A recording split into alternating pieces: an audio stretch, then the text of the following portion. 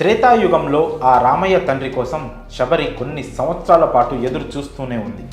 ఆమెకు ముసలితనం వచ్చి పళ్ళు ఊడిపోయి కంటి చూపు తగ్గినా కూడా రామయ్య ఆమె కోసం వస్తాడు అనే నమ్మకం ఏమాత్రం తగ్గలేదు. ఆ శ్రీరామచంద్రుని మీద శబరికి ఉన్న అపారమైన విశ్వాసం రాముడిని శబరి వద్దకు చేర్చింది. ఆ రామయ్య తన వద్దకు ఖచ్చితంగా వస్తాడనే ఆమె నమ్మకమే వారిని కలిపింది. అయితే ఈ కలియుగంలో కూడా మరో శబరి ఉంది.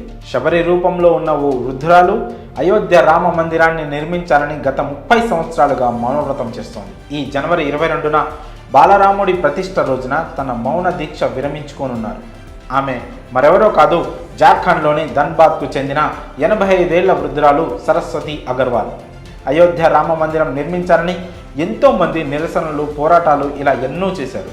ఈ క్రమంలోనే 30 సంవత్సరాల క్రితం సరస్వతి అనే ఈ వృద్ధురాలు రామయ్య మందిరం కోసం మౌన దీక్షను చేపట్టారు. అయోధ్యలో రామ మందిరాన్ని నిర్మించి ఆ రామయ్యను ప్రతిష్ఠించే వరకు ఎవరితోనూ మాట్లాడనని ఆమె శపథం చేశారు. నిత్యం శ్రీరాముని స్మరణ చేస్తూ రామయ్యను భక్తి పారవశ్యంతో కొలుస్తూ ఉండేవారు.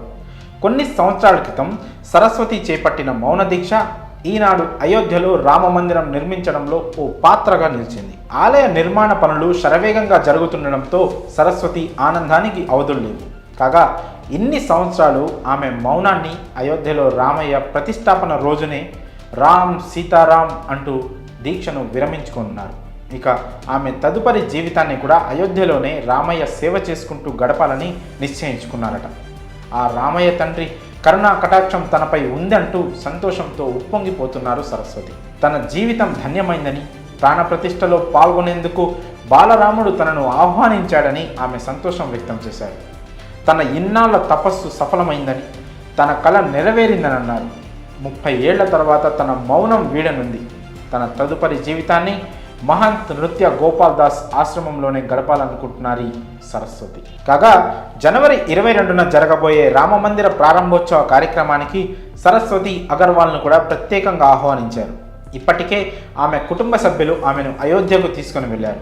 అయితే ఆమె మొదటిసారి 1992లో అయోధ్యకు వెళ్ళారు. అక్కడ రామ జన్మభూమి ట్రస్ట్ అధినేతను కలిశారు. ఈ క్రమంలోనే ఆయన స్ఫూర్తితోనే ఈ మౌన వ్రతాన్ని చేపట్టి రామయ్య ఆశీస్సులతో దిగ్విజయంగా మరికొన్ని రోజుల్లో పూర్తి చేసుకున్నారు. ఏదేమైనా ఇలా ఎంతోమంది భక్తులు అయోధ్యలో రామ మందిరాన్ని నిర్మించడం కోసం తమకు వీలైన కృషిని చేస్తూనే ఉన్నారు. ఎట్టకేలకు కోట్లాది మంది కలలు నెరవేరబోతున్నాయి. మరి అయోధ్యలో రామ మందిరం